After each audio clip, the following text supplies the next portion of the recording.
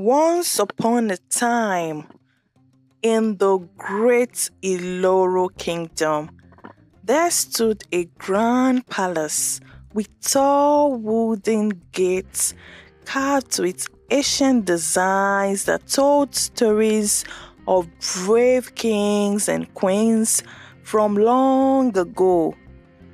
It was a peaceful kingdom covered in green fields, and the air always smelled of fresh rain from the nearby Orile River.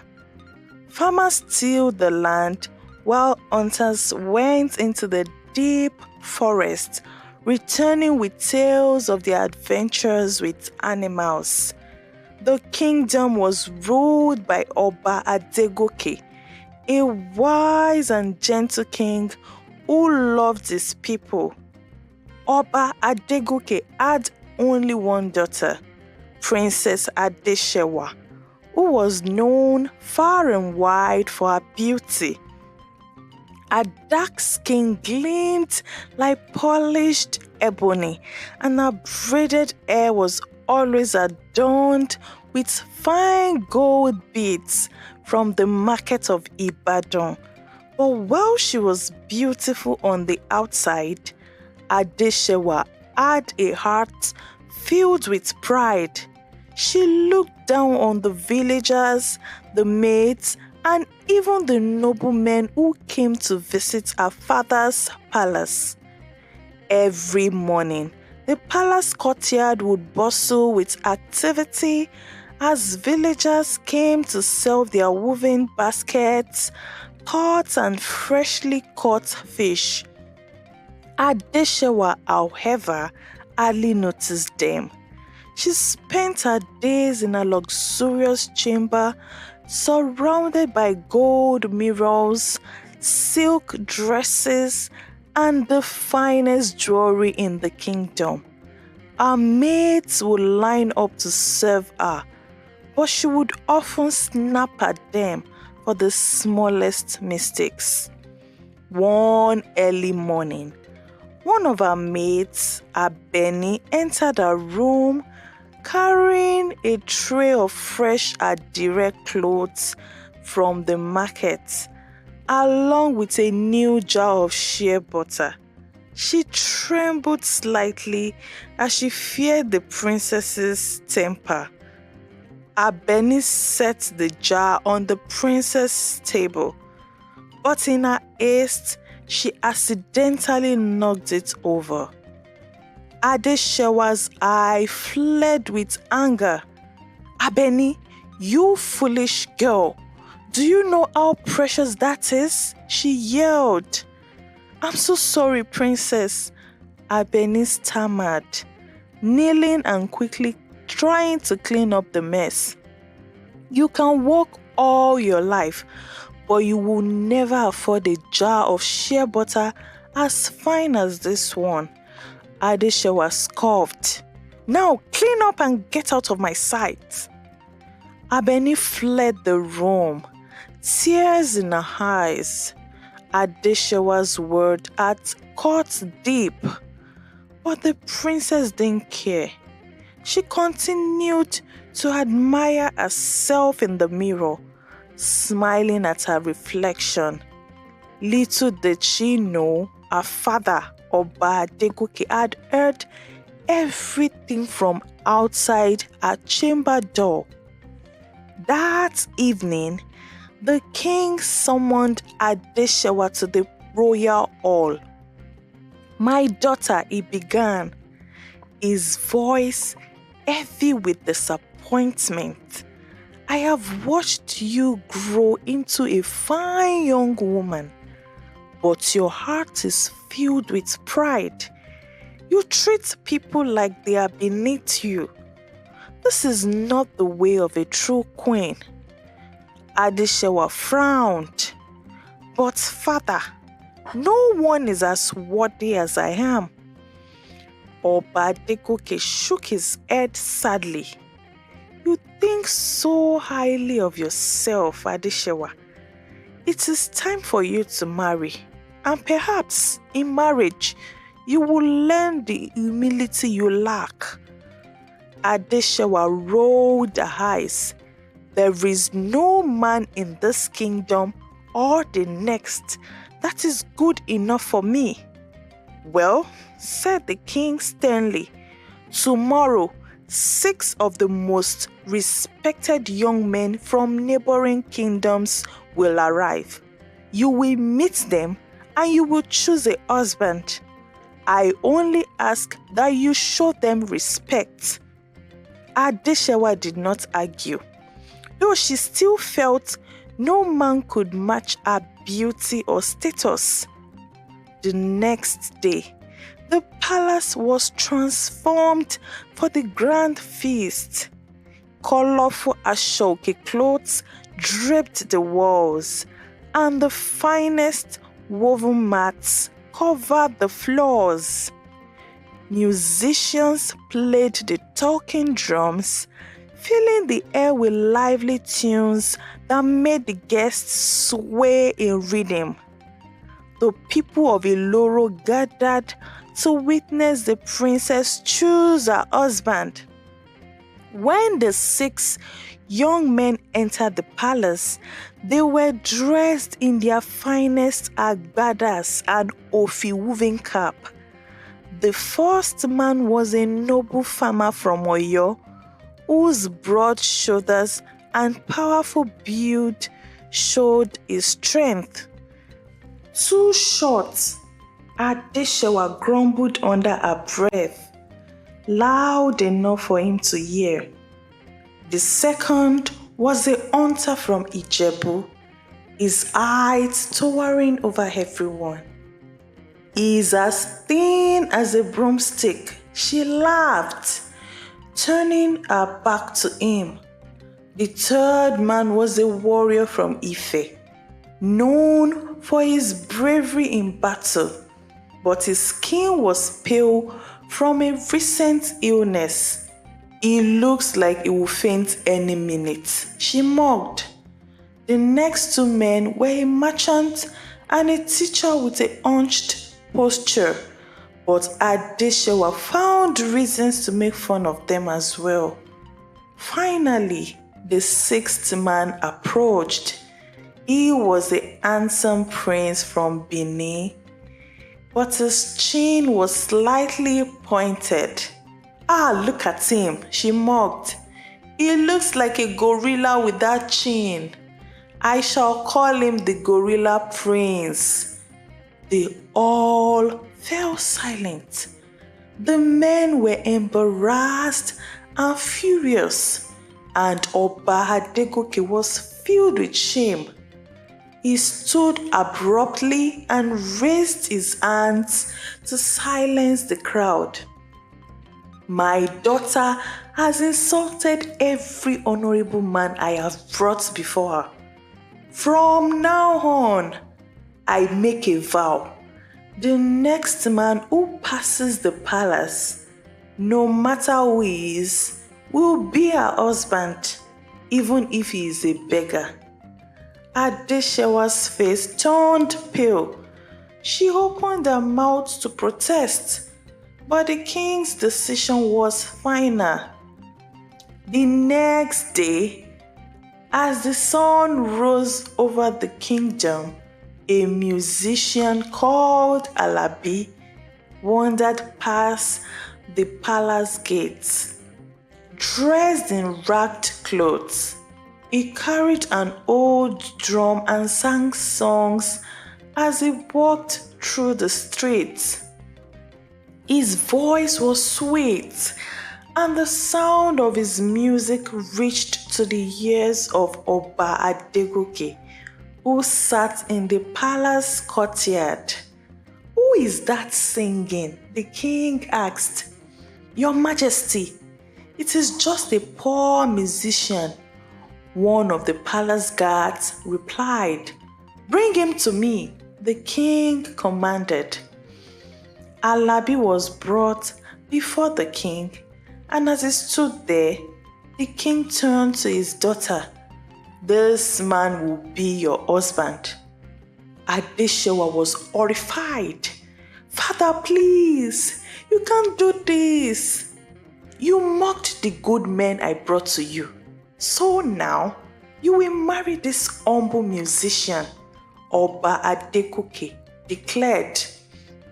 Alabi, unaware of the full story, bowed deeply. Your Majesty, I am but a simple man. I do not deserve such an honor. But the king's decision was final. That same day, a small wedding was held, and Princess Adeshawa became the wife of Alabi. After the ceremony, the king gave them a few provisions and sent them on their way. Adeshawa followed Alabi out of the palace gates, her heart heavy with shame. They walked for hours through the countryside, passing farmlands and small villages. As they crossed into a thick forest, Adeshawa marveled at the beauty of the trees, their tall trunks stretching into the sky, their leaves whispering in the wind. Who owns this beautiful forest? Adeshawa asked. It belonged to King Adetunji, the father to the man you named the Gorilla Prince, Alabi replied.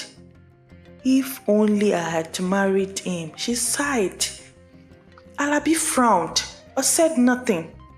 As they continued, they passed a beautiful land with wild flowers. And who owns this lovely land? Adeshawa asked again. Kabiyesi Adetunji, Alabi said. It could have been yours. Regret filled Adeshawa's heart, but she said nothing more.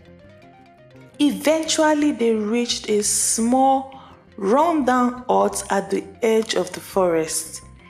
The walls were made of old, cracked mud, and the roof was barely held together by straw. This is our home now, Alabi said quietly.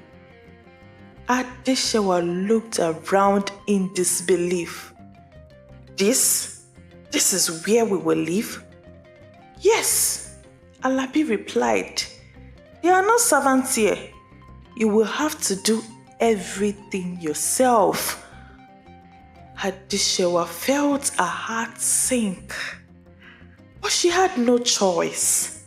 She would have to adapt to this new life. Days turned into weeks, and life in the small hut was harsh. Adeshawa struggled to perform even the simplest task. She had never cooked before, but now she had to prepare meals with the little ingredients they could afford. She had to fetch water from the river, tend to the fire, and clean the hut. Her once soft hands became rough, and her fine clothes were soon worn and faded. She began to understand the difficulties that the people she once mocked faced every day. Despite her new life, Alabi remained kind and patient. He never raised his voice or complained, even when Adeshawa made mistakes. One evening, as she sat by the fire, exhausted from the day's work, she looked at him and asked, "Why are you always so kind to me? Even after all my pride and insults, you treat me with respect." Alabi smiled gently. A kind heart is stronger than pride, Adeshawa. I saw beyond your beauty and your pride. I saw someone who could learn, someone who could change. Adeshawa stared into the flames, his words sinking into her heart. She had spent so long believing she was better than everyone else. But now she realized how wrong she had been. One day, as Adeshewa was walking back from the river with a pot of water balanced on her head, she came across a group of villagers. They were singing and laughing as they walked together to gather firewood. The sight of their simple joy touched her, and for the first time she felt a deep sense of respect for them. She approached one of the women and offered to help carry the wood. At first, the villagers were surprised, but they accepted her offer. As they walked together, Adeshewa shared stories of her life in the palace, and the villagers shared stories of their struggles and dreams. By the end of the day, Adeshewa realized that she had more in common with them than she ever thought possible. One evening, as the sun set, Alabi called Adeshewa to the door. "There is someone I'd like you to meet," he said, with a mysterious smile on his face. Adeshewa stepped outside and saw a group of royal guards standing before her. At the center of the group was a tall, regal man dressed in a magnificent agbada adorned with gold and fine beads. His chin was slightly pointed, just like the man she had mocked at the feast, the gorilla prince. Her heart raised. "Prince Adetunji," she whispered in disbelief. The man nodded and smiled warmly. "Yes, Adeshewa, I am Prince Adetunji, son of Kabiyesi Adetunji, the one you called the Gorilla Prince. But what you didn't know was that Alabi, the poor musician you married, is me. I wanted to teach you a lesson in humility." Adeshewa's eyes widened in shock. "What? You are the prince? You are the king's heir? But why did you pretend to be a beggar?" The king's expression softened. "I saw potential in you, Adeshewa.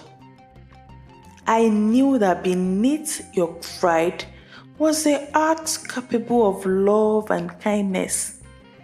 I wanted you to see the world through the eyes of the people you once looked down upon, and now I see that you've changed." Tears welled up in Adeshewa's eyes. She knelt before the king, her voice trembling. "I am so sorry, my prince. I was foolish and full of pride. I see now how wrong I was. Please forgive me." The gorilla prince lifted her to her feet. "You are forgiven, Adeshewa. And now that you have learned the true meaning of humility, you will return with me to the palace as my queen." Adeshewa and Prince Adetunji returned to the palace in a grand procession. The people of Iloro gathered to see the new queen, and they were amazed at how much she had changed. She was no longer the proud, arrogant princess they once knew. She smiled at the villagers, greeted them with respect, and spoke to them as equals. In time, Adeshewa became known as the queen of the people. She would often visit the market square and help traders, listening to their stories and working alongside them. Her heart was filled with gratitude for the lessons she had learned, and she ruled with kindness, wisdom, and compassion. The story of Princess Adeshewa and the Gorilla Prince became a legend in Iloro Kingdom, a reminder that true royalty comes not from wealth or beauty, but from the heart. And so, they lived happily ever after, their kingdom flourishing with peace, love, and unity.